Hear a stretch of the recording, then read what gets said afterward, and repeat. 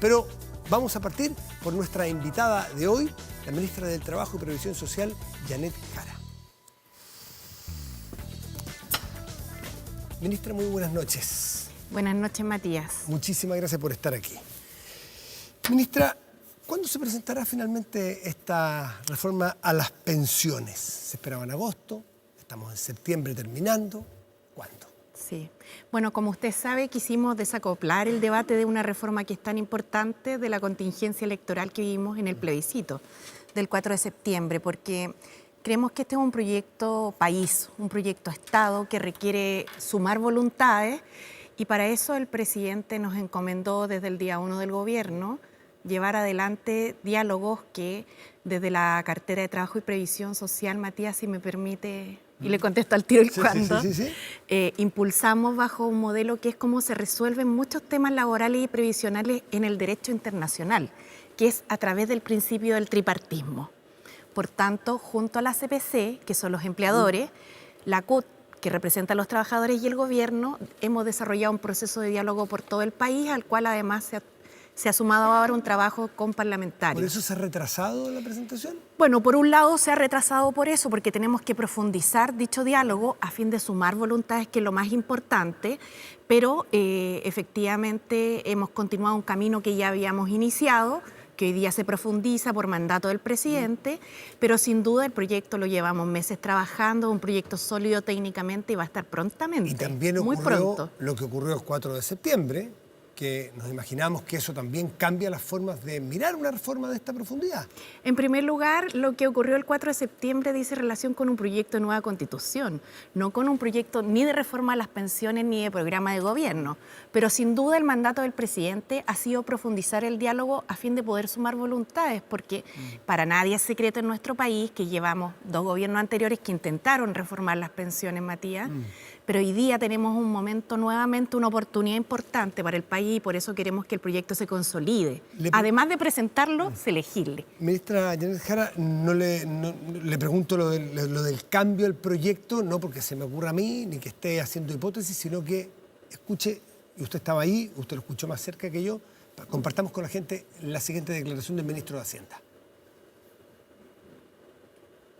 Ese trabajo, el trabajo de administrar, de gobernar y de impulsar reformas, por supuesto, no va a ser igual ahora que lo que de la manera que lo veíamos previo al plebiscito.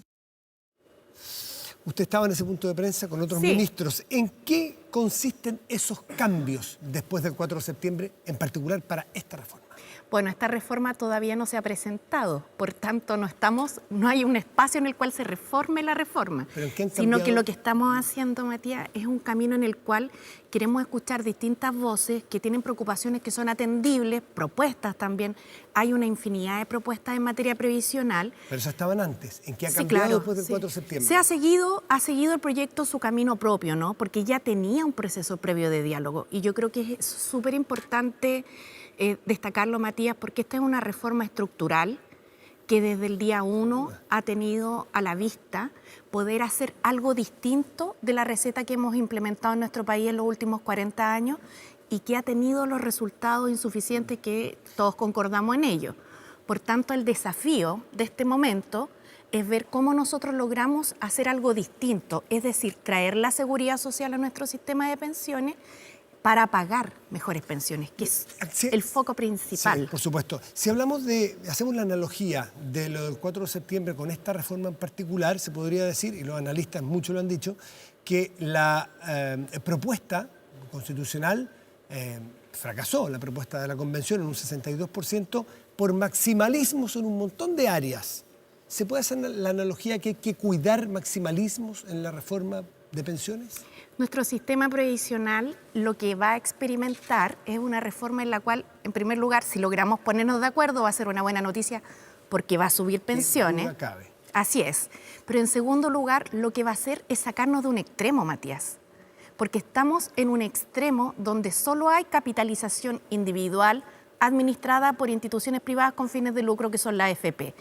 Y llevarnos, no dentro del pilar contributivo. No, pero hay pilar solidario. Sí, o sea, fuera del pilar contributivo. Lo que vamos a hacer es llevar nuestro país al estándar donde está, por ejemplo, el 83% de los países de la OCDE que cuentan con ahorro individual, capitalización, administración privada, en conjunto con un pilar de la seguridad social público, solidario, para generar un sistema mixto realmente dentro del pilar contributivo. La tercera de mañana trae, me enteré recién porque llegó recién, así que pero alcancé a darle una mirada. Está calentita. Está muy calentita. Trae la médula de la propuesta, ¿no es cierto? No es toda, pero trae la médula, probablemente lo que es más oreja, digámoslo en castellano, de esta reforma. En definitiva, usted lo habrá leído también, es lo que ustedes han enviado al Parlamento. Entiendo que estos son borradores que los parlamentarios tienen. Dice allí, por ejemplo, que se elimina el retiro programado. ¿Eso es así en su propuesta? ¿Así va a ser? ¿Y que se establece una única modalidad de renta vitalicia? Sí, efectivamente se recoge una recomendación de la Comisión Bravo. ¿Recuerda usted la comisión claro, de expertos? Y que fue votada por todos los integrantes, salvo una, me parece, me acuerdo, en la cual se establecen elementos en torno al retiro programado porque tiene ciertos elementos que no son consistentes con la seguridad social. 30 segundos, si me permite explicarlo. Lo primero es que el retiro programado tiene un riesgo de longevidad. ¿Por qué? Porque las personas, al momento de pensionarse, tienen que optar entre retiro programado o renta vitalicia con poca información, en realidad, con poca formación previsional. De darle información a la gente, por supuesto, y que la gente elija. Por supuesto. ¿Qué es lo que ocurre? Que el retiro programado suele partir un poco más arriba que la renta vitalicia y muchas veces las decisiones se basan, ¿cierto?, bajo la lógica de un mayor consumo presente. Pero en el tiempo, ese retiro programado va reactualizándose y en la mayoría de los casos ha ido en una tendencia a la baja. Por tanto, hay un riesgo de longevidad en cuanto a la sobrevida de las personas, pero por otro lado también de volatilidad en el monto de la pensión, porque está sujeto a los cambios en los montos de las tasas de interés y el rendimiento de las inversiones. Y no protege además del costo de la inflación. Ministra, esta renta vitalicia social va a tener heredabilidad, es parte de lo que el proyecto trae, ¿no? Una opción de heredabilidad. Sí, bueno, mire, el presidente va a anunciar todos los detalles del proyecto, pero sin duda en un acierto periodístico, como usted señala, hoy día la tercera viene en hartos detalles. De Mariana Marusic del Pulso. Así es, sí, la periodista Mariana Marusic. Sí. Y vienen, por cierto, algunos detalles. Nosotros vamos a proponer, respecto del 10% de la capitalización individual, una modalidad en la cual exista una renta vitalicia, pero esto también bien transparentemente hacia las personas, porque los sistemas de pensiones están orientados a dar pensiones y en subsidio, pensiones de vejez y en caso de fallecimiento de los causantes, pensiones de sobrevivencia, que hoy día es lo que ocurre. Pero en algunos casos particulares, excepcionalmente en Chile, como en el caso del retiro programado, que no es lo que ocurre en los países en general en seguridad social, se deja herencia. Y ahora en renta vitalicia, respecto del 10%, las personas van a optar entre una renta vitalicia con pensión de sobrevivencia o una renta vitalicia con herencia. Para dejarlo claro, el proyecto que ustedes están presentando tiene fin, definitivamente se desecha hacia futuro el retiro programado. Es una propuesta que nosotros le vamos a hacer al Parlamento y que sin duda ahí se va a discutir, pero que tiene a la vista, Matías, lo importante, que es la seguridad social y las pensiones tienen que dar seguridad a las personas para la vida. Y un monto de una pensión que todos los años se recalcula, que en la gran mayoría de los casos ha ido a la baja, que una vez que se acaba deja al pensionado sin el componente de su pensión autofinanciada, es algo que no es ni ha sido consistente con la seguridad social. Vamos al famoso 10%, 16%, que se divide, usted sabe, la gente no está tan al tanto entre el stock y el flujo. El flujo es lo que los empleados van a seguir pagando en su cotización mensualmente. Es un flujo hasta que están en activo las personas. Entiendo que hoy día es el 10%, va a subir al 10,5% el aporte, ¿no es cierto?, del empleador o sea, del trabajador, y el del empleador viene un 6% más, ¿no es así? Sí, se ha comprometido así en Ya. el programa de gobierno. Ese 6%. Y ahí es nuestra intención implementarlo con gradualidad. Gradualidad de 5 años aproximadamente. Van a venir precisamente esos detalles Perfecto. en el proyecto de ley prontamente que será anunciado por el presidente. Ya, va a subir a 10,5 la cotización de cada uno de los empleados. Porque va a bajar la comisión de las pensiones, de los administradores del sistema, Actuales, que ahora ya. claramente. Sí, eso ya viene en la propuesta, 10,5 más 6 del empleado. Entiendo que aquí viene que el 16,5% va a ir lo va a recibir el IPS, ¿no es cierto? Así va a ser, que es el Instituto de Previsión Social. De esto, 16% va a ir por defecto todo, entiendo, a un administrador o un gestor público, por defecto, salvo que las personas den un mandato específico de que el 10,5%, si quiere, se lo administre un privado. El otro 6% no se puede tocar. ¿Es así? ¿Sabe, Matías? Lo que tenemos que hacer es sacar a Chile del rincón en el que está. Ya, pero cuénteme qué pasa con el 10,5 y el 6, pues. Yo le voy a contar, pero en el rincón en el que estamos, que es donde solo ha habido capitalización individual y donde solo ha habido administración privada, sin que la gente tenga posibilidades de elegir, es lo que tenemos que cambiar. Y ahora va a poder optar entre entidades privadas y entidades públicas. Y va a tener además comparativos, donde va a poder ver cómo le va aquí y cómo le va acá. Perfecto. Y el Estado va a pasar a jugar un rol importante también en materia de pensiones, como ocurre en la mayoría de los países. Las personas que no se manifiestan, su 16,5% en régimen va a ir entonces al gestor público. Van a haber distintas modalidades, todas las personas van a poder hacer elecciones tanto respecto del stock y del flujo. Ya, pero, el 6% sí va a ir como un pilar de la seguridad social, administrado y gestionado por inversores públicos. Ya. Y el otro también por gestores públicos, salvo que las personas digan, me lo quiero llevar a un gestor privado. Las personas van a manifestar ahí su voluntad. Ya. ¿Las AFPs pueden ser parte de los gestores privados? Como cualquier otra institución privada que cumpla con los requisitos que va a establecer la ley y con la cual esperamos llegar a un buen acuerdo con los parlamentarios. Cumpliendo las AFPs actuales con el requisito futuro, ¿van a poder subsistir? Cualquier grupo económico que cumpla con los requisitos legales, que van a ser, entre otros, administración de giro único y alinear sus incentivos de acuerdo a lo que el mandato de la ley va a establecer, con mejorar las pensiones y con la seguridad social, van a poder participar, cumpliendo los requisitos y la autorización de la superintendencia. Lo señalo porque uno de los principales objetivos de la reforma también es que se alineen los incentivos, Matías. Esto quiere decir que cuando a los gestores les vaya bien, es porque a los cotizantes les ha ido bien. Y no como ocurre ahora, donde hay una renta asegurada para el administrador, que es la FP, y por el otro lado, los fondos suben y bajan de los cotizantes sin ninguna responsabilidad. Ministra Jara, del 6% nuevo que va a estar administrado por este gestor público, ¿va a ir íntegramente a mejorar las pensiones actuales? Vamos a hacer ¿O van a quedar en cuentas nocionales a nombre de las personas? ¿O es un fondo común? Permítame contarle cómo se va a construir la pensión futura de las personas. En primer lugar, va a tener una base como una pensión universal, que como sabemos el presidente Gabriel Boric ha señalado que va a ascender a 250.000 pesos, que va a ser además universal, efectivamente, y que va a tener además una directa relación con lo que hoy día se está legislando en materia de reforma tributaria. Porque la reforma tributaria lo que pretende es financiar gastos permanentes, y para eso el Estado requiere ingresos permanentes. Las reformas tributarias se hacen con objetivos de política pública y aquí en las pensiones hay una centralidad importante en esta materia, uno de los objetivos. En segundo lugar, volvamos a las pensiones. Cada uno de los 6%. Cotizantes por sobre esta pensión va a tener, por sobre esta pensión no contributiva que proviene de los impuestos, ¿cierto? Va a tener su propio 10%, tanto del flujo como de lo que tenía ya acumulado a la entrada del nuevo sistema de pensiones.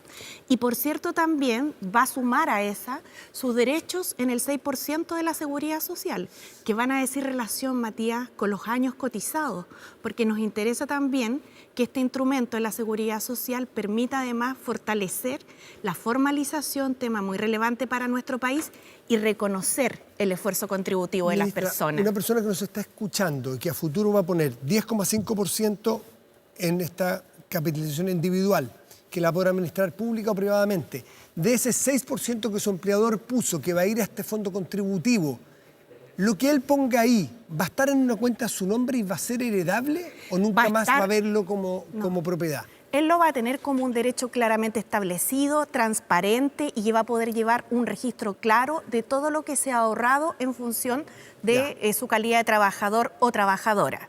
Y los beneficios que esa persona va a percibir van a decir relación, en primer lugar, con los años cotizados, como señalaba, pero en segundo lugar, además, Matías, con un esfuerzo que tenemos que hacer como sociedad. Pero va a ser heredable, para mejorar las pensiones de las mujeres. De ese 6% de lo que usted o yo o la persona que nos escucha ha puesto ahí, ¿va a poder heredar a sus hijos algo de eso? ¿Del 10,5? Sí. De los flujos, sí. Pero del 10 y del 10,5 va a seguir el mismo modelo, porque aquí se va a mantener, como señalaba, ahora a través de un nuevo producto, retiros, rentas vitalicias con opción o no a la herencia. Lo va a elegir el propio futuro pensionado. Sí, sí, sí. ¿Y del 6, en el 6% estamos hablando de un pilar de la seguridad social, que es distinto del ahorro individual y que es el extremo en el que hemos estado, que debemos traer al centro, porque en el pilar de la seguridad social, Matías, entonces esa parte no será heredable. No, porque es un pilar que lo que busca es poder mejorar pensión actual y futura, mejorar pensión a las mujeres e introducir conceptualmente la seguridad social, que tiene un principio esencial, la solidaridad. Sí.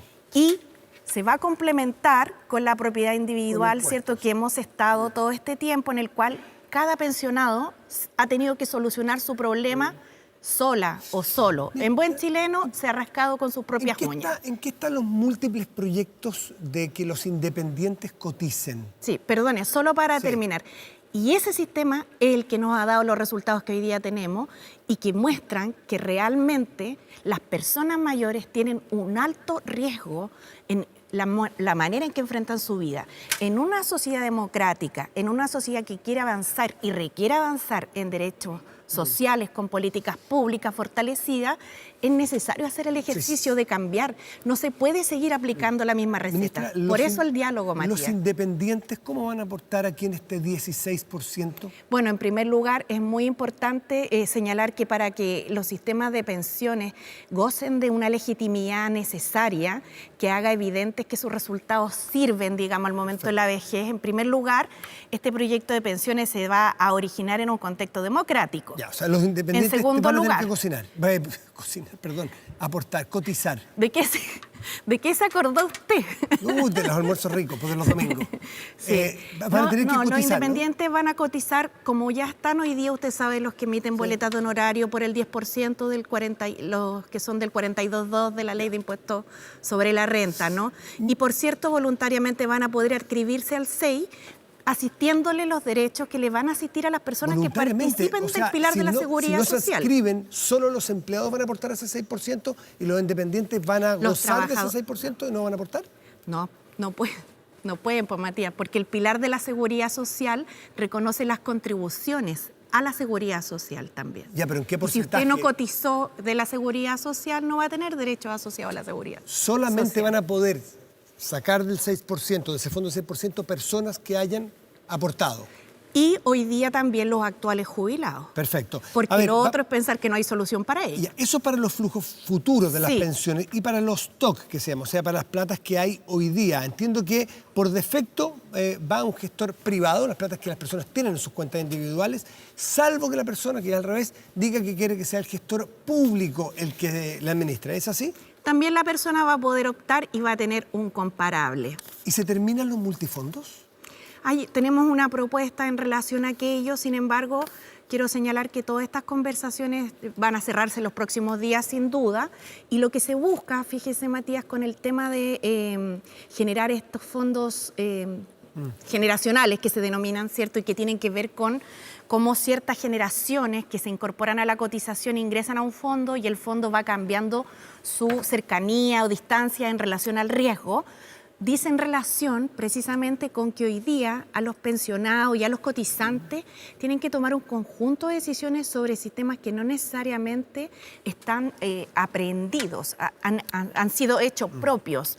Y tan así que los movimientos, tanto de los multifondos, como por ejemplo las elecciones entre renta vitalicia y retiro programado, han demostrado que aquí los cotizantes y los jubilados asumen importantes costos, tanto de sus fondos como del monto de sus pensiones. En virtud del tiempo, porque podríamos conversar bastante más rato sobre esto, pero hay muchos temas, 40 horas. El presidente Boric dijo que usted era la ministra de los acuerdos improbables, porque ha logrado acuerdos en el Congreso, por ejemplo, en 40 horas, que se ha avanzado. Ha sido un buen acuerdo, que lo hemos logrado, Matías, bajo este modelo del tripartismo que le señalaba, con empleadores y trabajadores, y que ahora estamos llevando adelante en el Parlamento. Estamos en la Comisión Trabajo del Senado y Previsión Social. Con urgencia, total. Sí, estamos avanzando y esperamos también con los parlamentarios, con los senadores en particular, llegar a un buen acuerdo. ¿Va a haber flexibilidad? Porque es complejo cómo conversa una baja en las horas, manteniendo los salarios, con lo cual aumenta el costo del empleo, salvo que haya mejor productividad, cuando vemos que el Banco Central nos dice que vamos a tener recesión en el 2023 y el Banco Central nos dice que la creación de empleo se ha ralentizado y la oferta de trabajo ha frenado su recuperación. ¿No es complejo en este momento avanzar, salvo que usted tenga una fórmula para que no lo afecte? Mire, nosotros estudiamos cómo se hicieron los cambios, las reducciones de jornada en varios países. Tenemos la experiencia internacional comparada en distintos momentos económicos y se ha llegado a la conclusión, diría yo, que hay dos elementos comunes de las reformas que han cursado y que han tenido, ¿cierto?, una buena implementación. En primer lugar, que esto debe hacerse con diálogo social tripartito, a efectos de poder tomar ciertos acuerdos base, como por ejemplo las normas de corresponsabilidad social y de adaptabilidad en función de acuerdos sindicales que vienen en el proyecto de ley. Eso es flexibilidad. ¿Adaptabilidad es como un eufemismo clásico de la flexibilidad o no es lo mismo? Y en segundo lugar, si me permite, la gradualidad en la implementación del proyecto de ley. 5 años. Pero sabe, Matías, lo que no nos puede pasar es que en momentos en que la economía está en un pic, o está en el medio, o está en una situación más compleja, nunca sea tiempo para avanzar en derechos laborales. Eso es parte de lo que nos ha llevado a falta de cohesión social. Y necesitamos hacer más consistente la vida laboral con la vida familiar. Es un derecho de las personas. De los minutitos que nos quedan hay temas que no me gustaría dejar porque es importante saber la voz de la ministra. Por ejemplo, con niveles de inflación que estamos teniendo, que es 12 o 14% anual. ¿Cómo hacer, qué dice usted a las personas que están perdiendo poder adquisitivo? Y, por ejemplo, plantear una obligación de reajuste según IPC en todos los trabajos, por ejemplo, algunos plantean. ¿Es posible? ¿Usted cómo ve cosas de ese tipo? Bueno, en primer lugar, nosotros hemos hecho este año un esfuerzo importante, como usted sabe, en reajustar el salario mínimo, que también vino precedido por un acuerdo, pero sin duda el alza en el costo de la vida nos ha tenido preocupados y ocupados. Tanto el Ministerio de Hacienda como el propio presidente muchas veces lo han señalado como una de las preocupaciones principales de nuestro gobierno y que ha sido parte, diría yo, de un fenómeno mundial, no es solamente una situación chilena. Por cierto, tendremos que ir tomando más medidas, Matías, que nos permitan controlar la inflación, tanto desde la política fiscal como desde la monetaria, pero además tener mejores niveles salariales, diría yo, en general, incluso más allá del proceso inflacionario. ¿Puede ser obligatorio el reajuste según por IPC? Nuestro sistema de remuneraciones, Matías, es altamente inequitativo. Y ahí es donde también se produce mucha desafección. Tenemos que conversarlo, pero por cierto, hoy día nuestra tarea está principalmente destinada a controlar esa inflación. Creemos que en esa medida, por cierto, el dinero de las personas va a tener una mejor posibilidad de rendir, pero sabemos además que la inflación a quienes más golpea son a las personas de más escasos recursos. Pues a ver, las canastas básicas tienen inflaciones muy superiores a las promedios. Por eso el programa de gobierno Chile Apoya, que tiene, usted sabe, más de 21 medidas, apunta, entre otras cosas, a apoyar a través del reajuste al subsidio único familiar y la asignación familiar en función de las variaciones que se producen en la canasta básica de alimentos, Esto también en acuerdo con la Central Unitaria de Trabajadores. ¿Tiene su cartera de proyectos, Se ministra? legisló el bono extraordinario de invierno, se ¿tiene congelaron los precios del transporte regulado. ¿Tiene en su cartera de proyectos de ley a futuro la obligatoriedad del reajuste por inflación o por IPC en los empleos? No es un tema que hayamos abordado, Matías, y creemos que en este minuto, el principal énfasis es precisamente controlar la inflación y sí avanzar en un salario mínimo que refleje algo que es súper esencial, Matías. Fíjese que en nuestro país, una persona que trabaja jornada ordinaria todos los días de su vida, que se mueve en micro para allá, para acá, que en buen chileno se saca la mugre por su familia, no alcanza a sacarla de la línea de la pobreza. Y en este país se ha discutido de si reajustamos el salario mínimo en este porcentaje o en otro, o en tantos miles de pesos o en otro. Y a esta política pública hay que colocarle parámetros. Y un mínimo de parámetro de dignidad es que los chilenos y chilenas que trabajan y hacen este esfuerzo a diario, al menos puedan sacar su familia de la línea de la pobreza. Por eso está comprometido el salario a 500.000 pesos. En la última semana hemos visto una profunda e interesante discusión y un debate en torno al TPP-11 y su aprobación. ¿El gobierno es partidario o no? ¿Usted es partidario del TPP-11? Y lo tercero, para hacerle 3 en 1, ¿cómo afecta al empleo? ¿Positiva o negativamente una eventual aprobación del TPP-11? Como ha señalado el presidente, el TPP-11 no es parte de nuestro programa de gobierno. ¿Y han estudiado ustedes si es que favorece o perjudica el empleo, el TPP-11? Mire, Matías, la verdad es que yo, por lo menos como ministra de Estado, estoy concentrada en las tareas que hoy día competen con mayor urgencia la vida actual de las personas. Usted está en el comité político. Por ministra. supuesto, sí.